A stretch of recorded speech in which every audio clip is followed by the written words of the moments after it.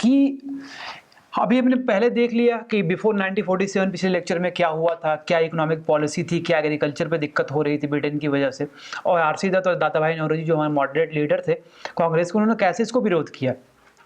इसके बाद दोस्तों एक बहुत चर्चित भाषण है हमारे चाचा जी का, नेहरू जी का, वो है हमारा tryst to is destiny. Okay, तो इन्होंने बोला था कि हाँ आज हम आज़ाद हो रहे हैं, 1947 के 14 तारीख की रात को हम आज़ाद हो रहे हैं, जब पूरी दुनिया सो रही होगी तो हम आज़ाद हो रहे होंगे, और ये हमारा कोई डेस्टिनेशन नहीं है, ये हम पहले फ्यूचर में देखा था, अब हम आज़ाद हो रहे हैं, इसके बाद हमारे पास बहुत सारे काम होंगे, और वो काम क्या होंगे, ठीक है।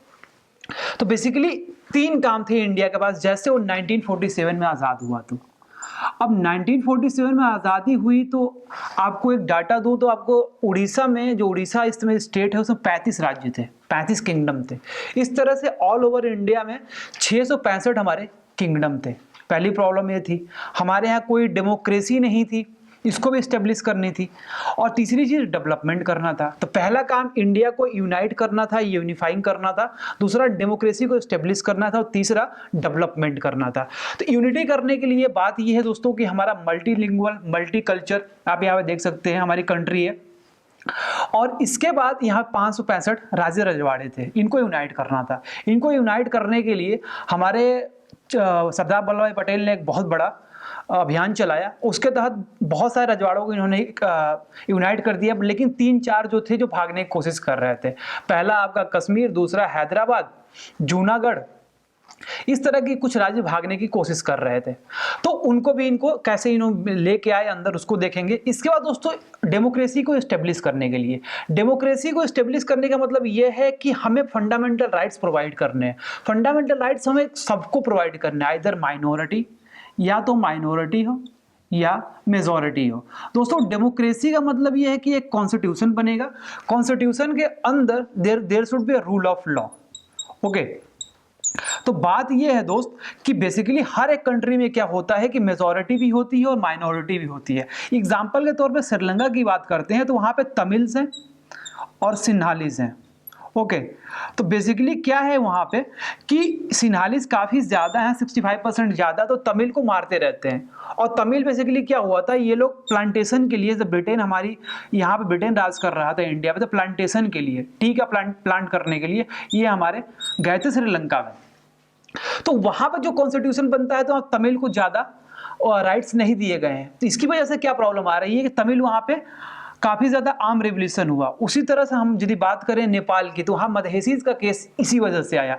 तो यदि आप डेमोक्रेटिक पॉलिटिक्स 10th क्लास की एनसीईआरटी पढ़ेंगे तो वहां पे आएगा कि हाँ माइनॉरिटी को हमें प्रोटेक्ट करना है, बिना विदाउट माइनॉरिटी को प्रोटेक्ट किए हम नहीं कर सकते, क्योंकि माइनॉरिटी यदि खुश नहीं है तो कभी वो देश में पीस नहीं आ सकती। मेजोरिटी की तरफ हम सारी पॉलिसी नहीं बना सकते। सबको इक्वल राइट देना है, किसी बाप का यहाँ पे रूल नहीं होगा, there should be a rule of law. Okay, इसके बाद तीसरी चीज है डेवलपमेंट करना। डेवलपमेंट में क्या था दोस्तों, हमारे एससी, एसटी और वीमेन, ये लोग काफी पीछे थे, ठीक है। तो इनको भी क्या करना था, डेवलप करना था साथ साथ में, राइट टू इक्वालिटी के तहत। तो इन्होंने क्या किया दोस्तों, एससी एसटी को रिजर्वेशन दिया, वीमेन को भी रिजर्वेशन दिया, हमें क्या करने के लिए, डेवलपमेंट करने के लिए। ओके, और पॉवर्टी का इरेडिकेशन करना था। तो ये हमारे क्या थे, प्लान थे। इसके बाद पहला टॉपिक हम पढ़ते हैं दोस्तों, यूनाइट और यूनिफाइंग इंडिया। तो किस तरह से हम यूनिफाइंग करेंगे।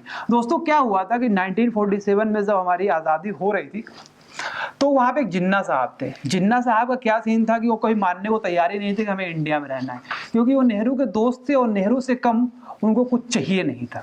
ओके, तो बेसिकली जिन्ना साहब हमारे थे मुस्लिम लीग के लीडर थे, और काफी उनका बहुत बड़ा योगदान था हमारे उसमें आज़ादी में।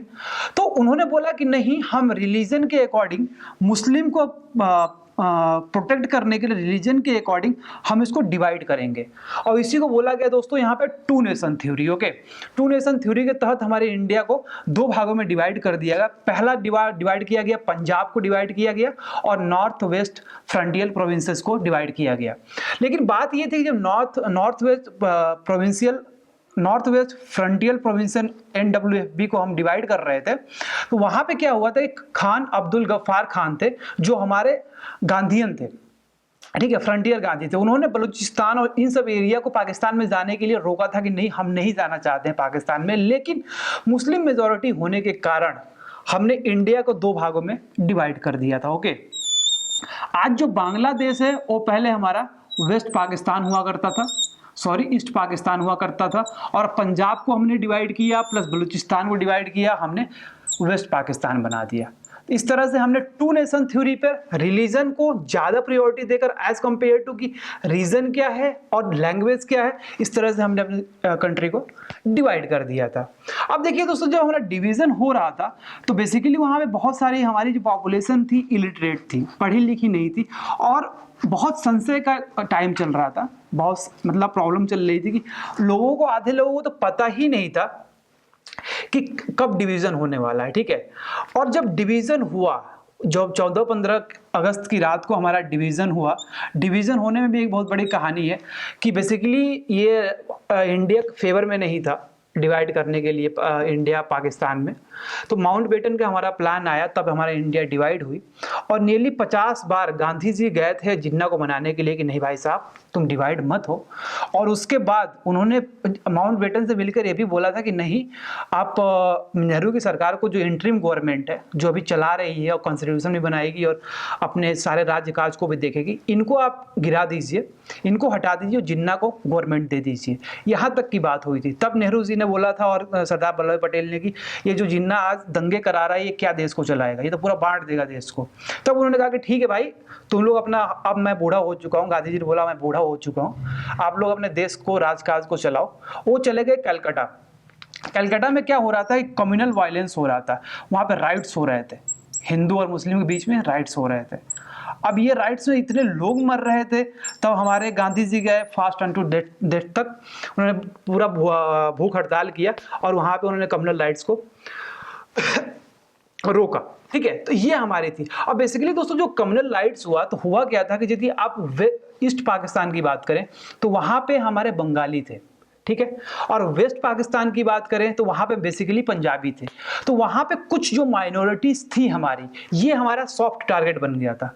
तो ये दोनों तरफ जो हमारी माइनॉरिटी थी, जैसे आप बात करें अमृतसर में और कोलकाता में, तो ये हमारा कम्युनल जोन बन गया था, हमें काफी नरसंहार हुआ, काफी ब्लड शेड हुआ। तो यहाँ पे जो माइनॉरिटी थी दोस्तों, वही तो हुई थी क्या, टारगेट हो गई थी, सॉफ्ट टारगेट थी। और बेसिकली 80 लाख लोग माइग्रेट किए थे और 10 लाख लोग उसमें मार दिए गए थे, मर गए थे उसमें। ठीक है, अब देखिए बात करते हैं कि सेकुलर, इसकी बात करेंगे। ठीक है, अब हमारा क्या था कि प्रिंसली स्टेट को भी हमें क्या करना था, इंटीग्रेट करना था। तो प्रिंसली स्टेट को इंटीग्रेट करने के लिए प्लस जो हमारा ब्रिटिश इंडिया था, बेसिकली क्या था दोस्तों कि इंडिया को दो भागों में डिवाइड किया था इन्होंने। पहला था ब्रिटिश ऑक्युपाइड इंडिया और दूसरा था प्रिंसली स्टेट, जो राजे रजवाड़े थे। तो जैसे हमारे अंग्रेज आज़ाद हुए तो उन्होंने बोला कि नहीं भाई, ऐसा है कि ब्रिटिश इंडिया तो आपके अंदर आ जाएगी, इंडिया के तहत आ जाएगी, लेकिन जो प्रिंसली स्टेट है ये अपने आप को स्वतंत्र हैं कि हमें क्या करना है, हमें इंडिया में जाना है, पाकिस्तान में जाना है, या हमें फ्रीडम में, मतलब हमें अपनी सॉवरेनिटी मेंटेन करके रखनी है, मतलब किसी में नहीं जाना है। ये तीन कंडीशन उनके सामने उन्होंने रख दी थी। तब पहली प्रॉब्लम शुरू होती है हमारी ट्रावनकोर से। ट्रावनकोर चाहता था कि हम इंडिपेंडेंट रहे, लेकिन वो इंस्ट्रूमेंट ऑफ एक्सेशन साइन नहीं कर रहा था। लेकिन उस पर भी क्या हुआ, दबाव डाला गया, तो ट्रावनकोर हमारा कहाँ पे आ गया, जो केरला का पार्ट है, इंडिया में आ गया था। बेसिकली दोस्तों एक हमारा इंस्ट्रूमेंट ऑफ एक्सेशन बनाया गया था। इसका मतलब ये था कि जिसको भी आना है वो इस पत्र पर साइन करे और इंडिया में सम्मिलित हो जाए, इंस्ट्रूमेंट ऑफ एक्सेशन। इसके बाद दोस्तों हमारी बात आई, दूसरा सबसे बड़ी प्रॉब्लम आई थी हैदराबाद की।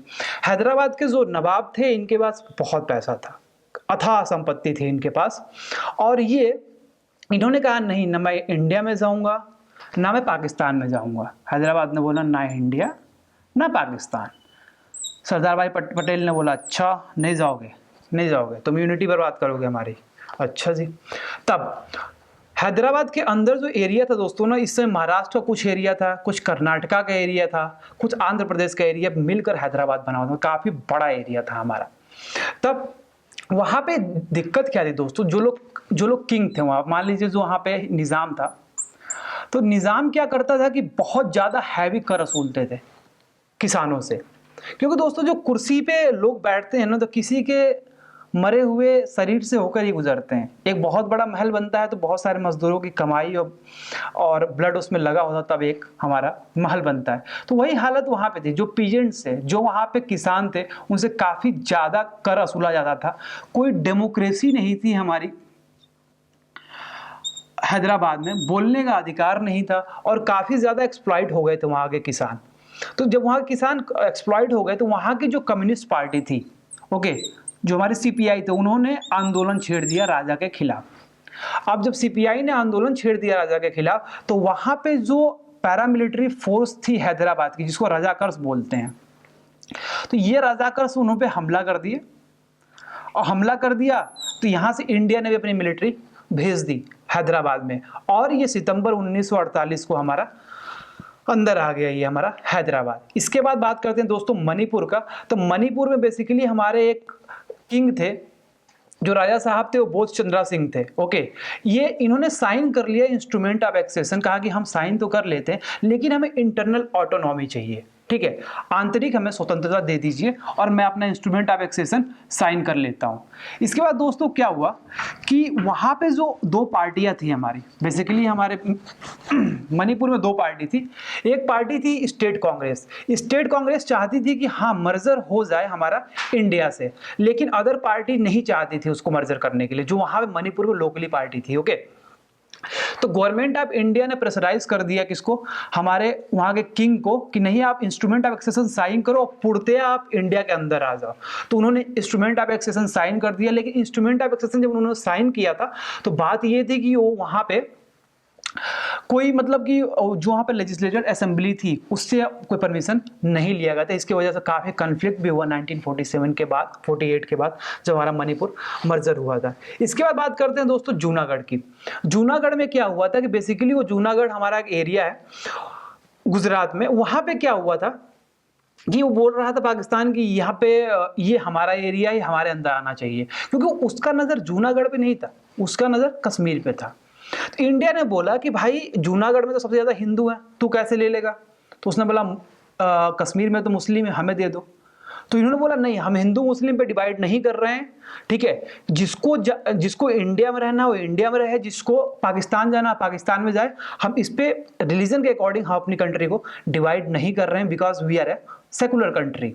ओके, तो जूनागढ़ भी क्या हुआ कि हमारे इंडिया के अंदर आ गया था, जब उसमें थोड़ा बहुत दबाव डाला गया। तो दोस्तों इसके बाद क्या हुआ कि अब तो हमारा इंडिया यूनाइट हो गया था, कंप्लीटली नहीं, पार्सली तो यूनाइट हो ही गया था। ये यूनिटी इसकी कंप्लीटली आएगी 1990 के बाद, जब सारी प्रॉब्लम्स धीरे धीरे खत्म होगी। तो बेसिकली क्या हुआ था कि अब हमें बाउंड्री ड्रॉ करनी थी, ठीक है। तो बाउंड्री ड्रॉ करने के लिए बोला गया था लिंग्विस्टिक बेसिस पे, भाषा के आधार पे हमें क्या करना है, बाउंड्री को ड्रॉ करना है, ठीक है। अब बात ये थी ना दोस्तों कि भाषा के आधार पे हमें ड्रॉ करना है, तो पहले ही पार्टीशन हो रहा है, ब्लड शेड हो रहा है, तो इतनी सारी प्रॉब्लम्स हमारी पहले ही चल रही है, और अभी ही हम भाषा के आधार पे अपने कंट्री में स्टेट को डिवाइड कर दें, तो हो सकता है कि हमारी कंट्री कई भागों में टूट जाए। ओके, अब भाषा के आधार पे हमें डिवाइड करने का सबसे बड़ा दिक्कत ये था कि हम वहां पे यूनिटी इन डाइवर्सिटी मेंटेन करना चाहते थे। मतलब हम एक हैं लेकिन हम डाइवर्स हैं। जैसे हमारे यहाँ 22 भाषाएं बोली जाती हैं और इतने सारे कल्चर और कितने करोड़ देवी देवताओं की हमारी पूजा होती है, ये मेंटेन रहना चाहिए, ये यूनिटी इन डाइवर्सिटी है। तो क्या हुआ कि ये 1947 से ही मांग उठने लगी थी कि हमें आप डिवाइड कर दीजिए भाषा के आधार पर, बाउंड्री को ड्रॉ कर दीजिए। और कांग्रेस ने नागपुर सेशन में ये माना भी था कि हाँ भाई, हमें आपको हम डिवाइड कर देंगे। लेकिन इसके बाद क्या हुआ दोस्तों, और बेसिकली ये बताइए कि हम बाउंड्री ड्रॉ क्यों कर रहे थे। एडमिनिस्ट्रेशन, प्रशासन करने के लिए, ठीक है, इफिशिएंट एडमिनिस्ट्रेशन करने के लिए हम बाउंड्री को ड्रॉ कर रहे थे, प्लस हमारा यूनिटी एंड डाइवर्सिटी को मेंटेन करना था। दो चीजें हमारी बहुत इंपॉर्टेंट, जिसके लिए ड्रॉ करना था। तो उस समय नेहरू जी को लगा कि नहीं यार, अभी पार्टीशन हुआ है, अभी ब्लड शेड हुआ है, अभी इतने सारे इमीडिएट रीजन है जिसकी वजह से हम बाउंड्री को ड्रॉ नहीं कर सकते हैं। इन्होंने बोला ठीक है। तो दिक्कत क्या हो रही थी कि जो मद्रास रीजन था वहां पे तमिल्स भी थे, तेलुगु भी थे। मतलब तेलुगु जो इस समय का रीजन है वो आंध्रा का रीजन है, और तेलुगु की यदि आप बात करें तो ये आंध्रा है, ठीक है। और हमारा तमिल जो है वो तमिलनाडु है, जो तमिल बोलते हैं वो तमिलनाडु का रीजन है।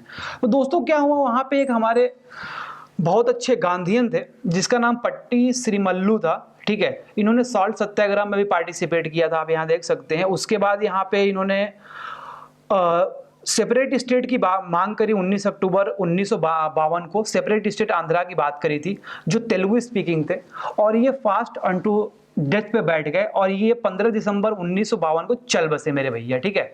ये जब चल बसे तो पूरे स्टेट में दंगा भड़क गया, ठीक है। आंध्रा में पूरा दंगा भड़क गया। अब आंध्रा में पूरा दंगा भड़क गया 1952 में, पूरे प्रोटेस्ट होने लगे। अब प्रोटेस्ट होने लगे तो क्या हुआ दोस्तों कि अब नेहरू जी को लगा कि नहीं, अब इंडिया भाषा के आधार पर डिवाइड करूंगा तो नहीं डिवाइड होगी, और यदि नहीं डिवाइड किया तो डिवाइड हो ही जाएगी। तो इन्होंने तुरंत क्या किया, 1953 में इन्होंने आंध्रा को अलग कर दिया तमिल से और आंध्र प्रदेश बना दिया। इसके बाद जैसे ही आंध्रा अलग हुआ तो सारे कंट्री में बोला कि भैया हमें भी डिवाइड करो, हमें भी डिवाइड। 28 बच्चे हैं, अब तुमने एक के साथ तुमने दिक्कत करी, ठीक है, तो क्या करोगे, सबके साथ दिक्कत होनी शुरू हो जाएगी। तो इस तरह से जो इस समय जो 28 स्टेट हुए हैं, उस समय 14-15 जो हमारे स्टेट थे, यहाँ पे दंगा भड़कना शुरू हो गया था। तब 1953 ने हमारे नेहरू जी ने बोला कि नहीं, स्टेट रीऑर्गेनाइजेशन कमीशन की गठन किया, जो उसने भी यही रिकमेंड किया कि नहीं, आप भाषा के आधार पर डिवाइड कर दीजिए कंट्री को। तो बोला ठीक है, भाषा के आधार पर कर देते हैं। और 1956 में इनकी जो रिकमेंडेशन थी, ठीक है, बेसिकली शाह कमीशन की थी। ये शाह कमीशन की जो रिकमेंडेशन थी हमारी, ये मान ली गई थी। और उसके बाद क्या हुआ दोस्तों कि हमारे स्टेट भाषा के आधार पर डिवाइड हो गए थे।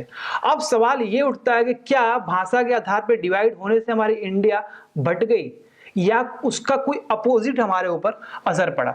तो बेसिकली नहीं, भाषा के आधार पर जैसे हमने कंट्री को डिवाइड किया तो इंडिया नहीं डिवाइड हुई, बल्कि उसका अदर प्रॉफिट हमारा हुआ। जैसे कि हमारी डेमोक्रेसी मजबूत हुई। कैसे हमारी डेमोक्रेसी मजबूत हुई? क्योंकि हमारी रीजनल पार्टीज वहां पे फिर ग्रो करी, और वो चेक एंड बैलेंस का काम करती थी। जब हमारा कांग्रेस बहुत भुगतते थे तो चेक एंड बैलेंस का काम वो रीजनल पार्टीज करती थी। उसके बाद डाइवर्सिटी भी इंक्रीज हुई, डाइवर्सिटी मेंटेन रही, और साथ में एडमिनिस्ट्रेशन भी इफेक्टिवली हो रहा था, कोई हमारी प्रॉब्लम भी नहीं हो रही थी, ठीक है।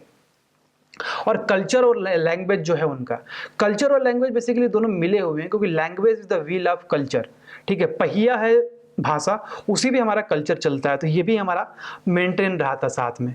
और दोस्तों जब हमारा पार्टीशन हुआ था ना, तो इसके कुछ रिजल्ट हुए थे। जैसे कि बहुत सारी 80 लाख हमारी पॉपुलेशन माइग्रेट हुई थी, जिसमें 10 लाख लोग मर गए थे। उसके बाद कम्युनल वायलेंस हुआ। इसके बाद भाई जब डिवीजन हुआ ना, तो जो गवर्नमेंट की प्रॉपर्टी थी, कुर्सी तक बांटे गए थे, कुर्सी ये तुम्हारी, ये तुम्हारे। जो फौज के हमारे ड्रम्स थे, मतलब कि जो उनके यहाँ ड्रम्स थे और जो वहाँ इंस्ट्रूमेंट था बजाने के लिए, वो भी हमारा बांटा गया था। और साथ साथ में हमारा बहुत सारे रिफ्यूजी कैंप भी लगाए गए थे। जैसे दिल्ली में आप देख लें, दिल्ली में करोल बाग में बहुत सारे लोग रिफ्यूजी आते हैं, तो इस तरह की रिफ्यूजी कैंप बहुत जगह पे लगाए गए थे और काफ़ी प्रॉब्लम्स हुई थी। तो दोस्तों ये रहा हमारा स्टेट रीऑर्गेनाइजेशन। आगे हम पढ़ेंगे, इसके आगे हम फिर शुरू करेंगे। Thanks for watching, have a nice day.